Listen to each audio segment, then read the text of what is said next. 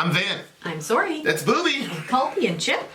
So we shot a video. This was when we first were looking at different cameras. Do you remember that? It was right before we bought this camera. We bought another camera. But it was like it was like an attachable camera or something like that. Before we went off and got this big one. But anyway, I don't remember that at all. Yeah. That's when we shot the Tesseract video on that thing, and then it got lost. Because we shot 2 videos on that camera, and it's like, it's all up in the ether now. But that's when we did the Tesseract song. That's why it's lost. You don't Where did we buy this camera from? Best Buy. But it was a webcam. It wasn't like a, what do you call that, a DSL or whatever? Yeah. LDR or whatever? Yeah. Yeah. Wow, I didn't remember that. That's crazy. Yeah. Okay. And so we shot 2 videos on it, and then we were like... It lost them? Well, no. We weren't really happy with it, and then we went all out and got this one. But we shot 2 videos on it, and it was gone. Actually, the first ghost video we did was shot on that camera.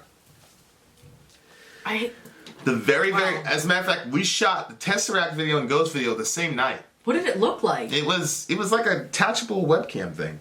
It attached to our computer? Yeah, we had to download... did it go like over here or something? Yeah. So the first ghost video was shot on that thing, and then we shot the Tesseract video, and then we were like, nah, that sucks. Yeah. So we went off and got this camera and never uploaded that Tesseract. But we didn't do this song, though. So this is the second time we're hearing Tesseract. So we would have had 2 more songs then, you're saying, on our list? We would have had 1 more. Oh. Yeah.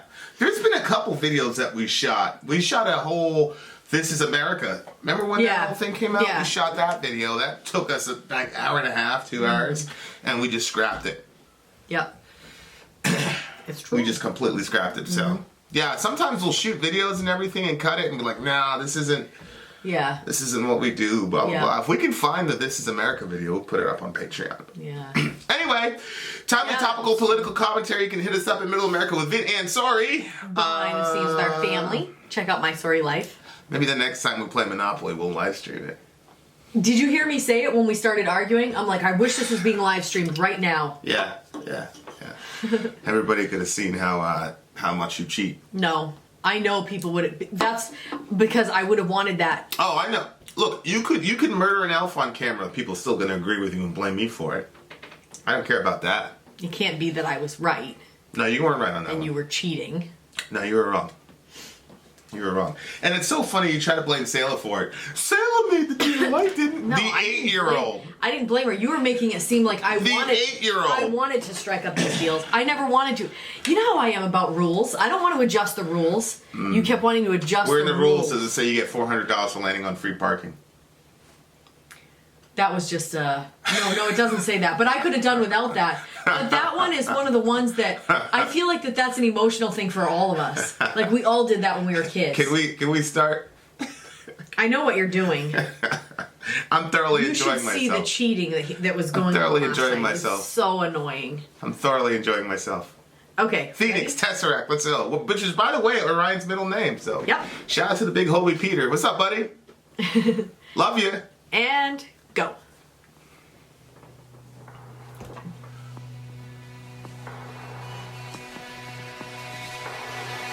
You exist.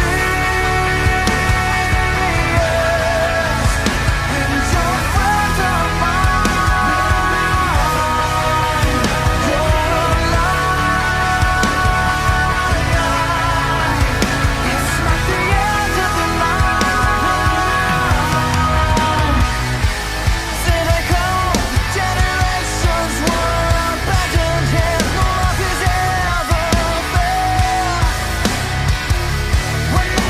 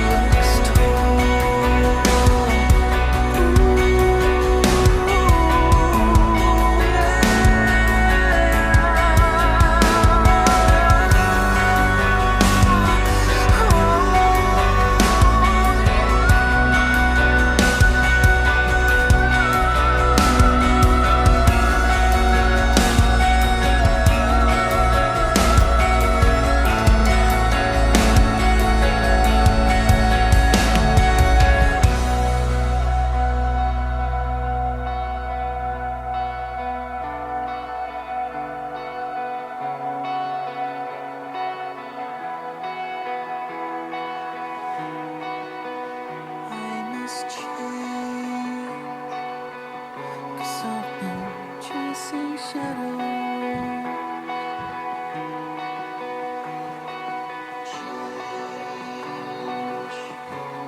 You're lost in the night, desperate and taken. Run with the pride of a lion. You exist, and your friends are mine. You're alive. It's not the end of the line. I'm a failure. I'm the wreckage in the storm.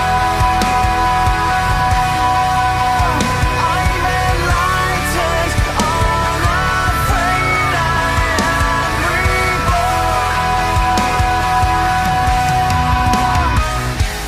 Cynical generations were abandoned, and love is ever fair.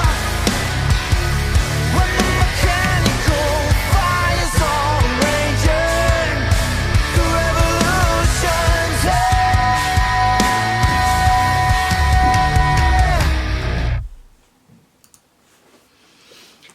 Huh. That's interesting. What'd you think of that one? I like the other one we did better. It was like King something. Yeah. It was Tesseract, King something. I'm gonna look for it right now. This one was weird because I really liked the beginning and like that, his vocal style. But then there was parts of it that I didn't like. But then I did like it. It was kind of one of those confusing songs where I was like, do I or not? The song that we originally listened to, Yeah. which I wanted to do again, is it had King something in it. I'm not sure. Yeah. The other song we listened to, it was more complex. It was so different that it was like really, really, really cool. I Maybe don't it's, understand why we did it and then we didn't put it up. It's so dumb. well, you weren't really feeling the song, and we weren't feeling the way that the video came out and looked and stuff. So we just never, whatever. It's so weird because I feel like I did a thumbnail. For Yeah, it's Tesseract and then it's King. That's the one that we did. But anyway, let's talk about this song. Okay, so Phoenix. So the idea of Phoenix is like, the ashes and Yeah, rising up through the ashes. Yep. And so you got the mechanical fires raging. Yeah. So there is the Phoenix motif. So the fires there are Oh, and then it says I can breathe again. it's mechanical. It's mechanical. Hey, pay attention to me. You're not paying attention to me. I'm actually looking at the lyrics and I went to silence. Please pay while I attention. sung. Oh, hey, you're multitasking. Everybody knows. Stop it, please. Everybody knows that when Okay. you talk, I pay attention. So I mean, so that's where it looks like it's talking about like dealing with the modern world and how it kills us, but finding a way to like rise up from those fires of whatever, right? Because it talks about mechanical fires, I'm assuming. So I think that these guys are like intentionally vague to some degree, because like the King song, I didn't figure it out, at least come to an interpretation, let me say it that way, until I got to the very end of the song. So it starts off, you exist and you're a friend of mine. I like this part. What, the first part? Oh, it says will we. It's a question. I didn't realize it was a question. It was a statement in my mind. We will live in harmony. You're alive. It's not the end of the line. We will learn. I made those all. Oh, so you switched it. I made those all definitive statements. Isn't that crazy how the order of a word changes? Yep. All you have to do is change the we and the will. Yep. Yep. And then I flipped them, and it was a statement. I didn't even see the question mark. That's crazy. It was all that was all positive. It was like. Well, it's still positive to some degree because the name of the song is Phoenix, so Yeah. it almost has a built-in positive, you know what I mean, outcome to it. Yeah. Because it's like there's going to be some sort of destruction, but then some sort of rebirth after it. Yeah. Well, it was like when like sometimes we'll take our walk or whatever, we'd be walking down through the woods or whatever, and then we'd have like these conversations and stuff. We're like, oh, like, and there's that feeling. Yeah. And so that first part captured that. So it wasn't a question. Right, it's not a question when we say it. Like, it's like, right. So you were thinking me and you, so there's no question. Right. You exist in your front. Maybe this is just talking about like humanity. You exist and you're a friend of mine. Will we even live in harmony? Because if it's really like a close friend, like that first question doesn't make sense. You exist and you're a friend of mine. Will we even live in harmony? But if he's looking at humanity and saying, we're all friends. Yeah, but it says you're alive. It's not the end of the line. Yeah. Like, how could that be all of humanity?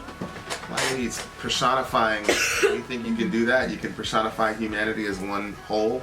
Yes, babe. What? Because it does it in the Bible. Well, aside from the Bible, I thought that you were like, don't you already know this? Well, no, it's just a common literary motif where you take all of a certain group and personify it in one person. But I think if he's talking about like the human race, it's talking about how we look at a stranger or another member of the human family, and just saying you exist and you're a friend of mine. Will we ever? Because he's utilizing the plural here, and the plural could be just me and the other guy. Yeah. But if it's literally his friend, then that question doesn't make sense, especially if you're looking at the warp and woof of the entire song. It looks, because then it says, cynical, the generations were abandoned here, no life is ever fear, when the mechanical fires are raging, the revolution's here. So it just looks to me like the first two are about like human beings and us being able to or not being able to live together in harmony, because that's the question, is when are we ever can't we all just get along? Or that famous speech by Abraham Lincoln, which is actually one of my top 3 speeches of all time, where he says we're not enemies but friends. And then he talks about the better angels of our nature. Yeah. People were just so eloquent back then. This dude, Abraham Lincoln this has nothing to do with it, but it's just, he was self-taught. He taught himself to read. And if you read that speech, it's like one of the most beautiful speeches of all time. It was actually quoted at the end of American History X. He says, we're not enemies but friends, and then something about time and the better angels of our nature, yada, yada, yada, yada. It's unbelievable. I'm going to have, I think, Dorian do a presentation on that speech, because it was pretty crazy. Oh, you should. But anyway, so yeah, that's what I thought of when I saw lyrically what was going on there. And it's kind of like addressing the human family as our friend, and then trying to find a way to get along with each other, and then our relationship to technology, because he talks about mechanical fires. And it's one of those things where, like, if we can't, because we're constantly evolving in our ability to mechanize things, but if we cannot evolve to see each other as friends, that's a problem. Right? Like, we have all this technology, but then you have all this antagonism toward the other. Obviously, it's not a good look. So that's kind of when I got the first 2, and then it talks about the revolution is here.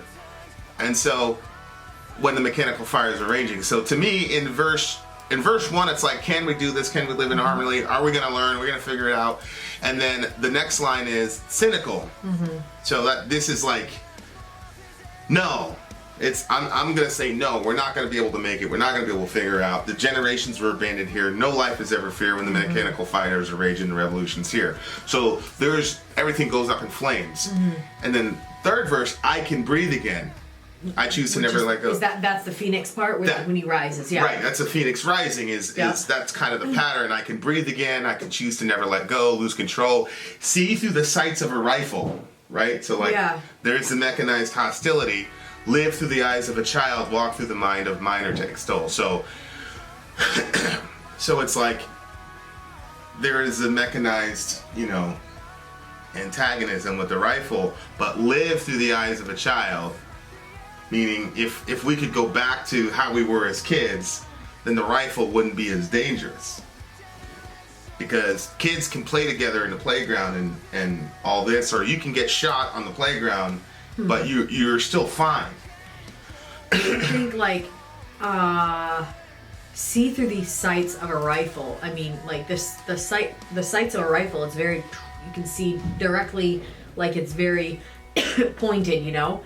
So see that way, but live through the eyes of a child. Like, so see things, but live like a child, like childlike and stuff like that. Yeah, I just think the rifle. There, if he just wanted to do focus or something like that, he could have said telescope. I mean, there's a reason he said rifle. Oh well, I thought the reason why he was saying rifle was because there's so much hostility in the world. So like, see that way, but don't live that way. I think it might be just the dichotomy of the fact that we've got this, you know, we're mechanizing instruments to kill each other. Mm-hmm.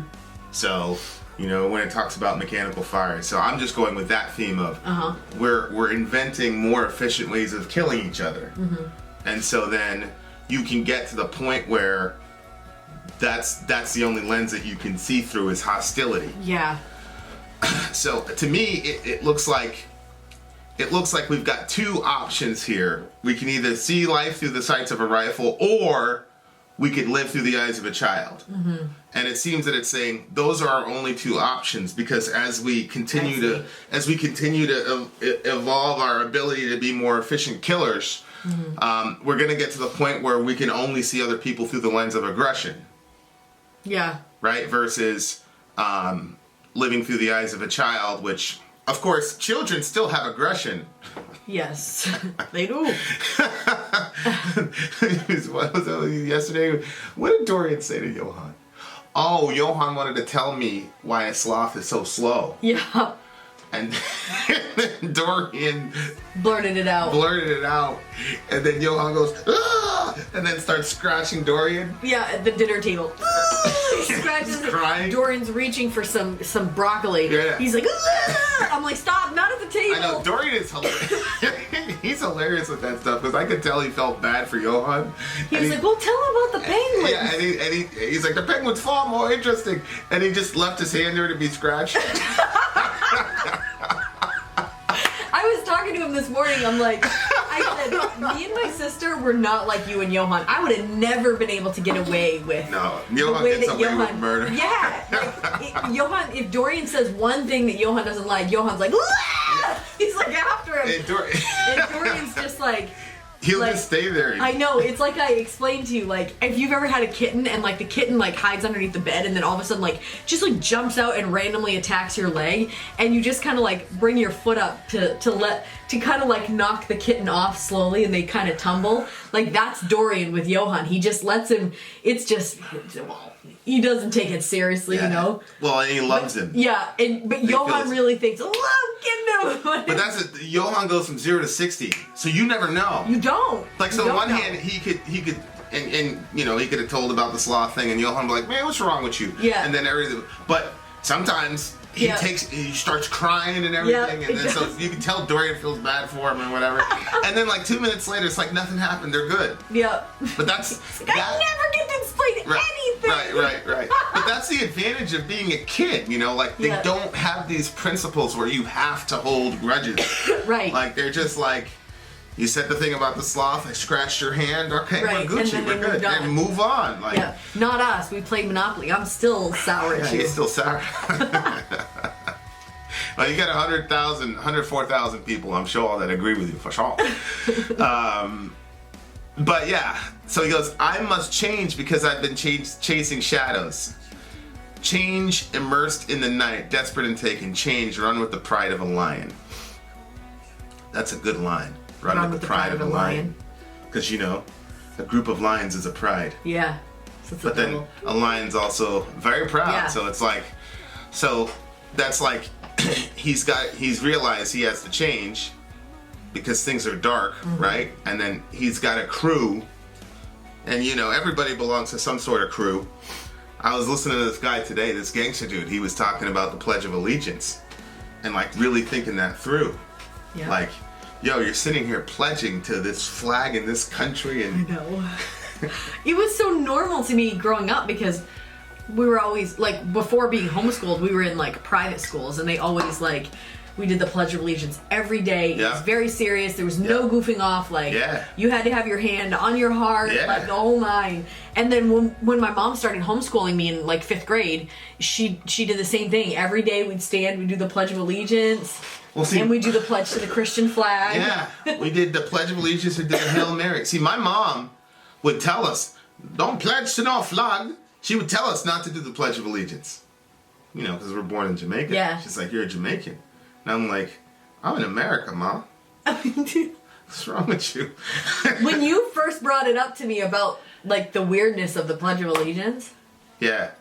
Like, pledging like that, I was like...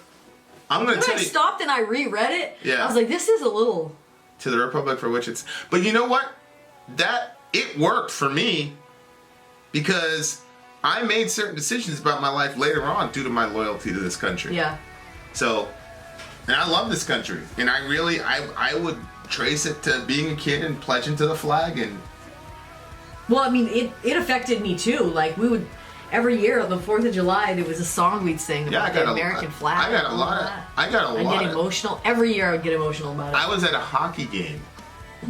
We won these tickets to a hockey game, me and Dorian. And they stopped to do the pledge.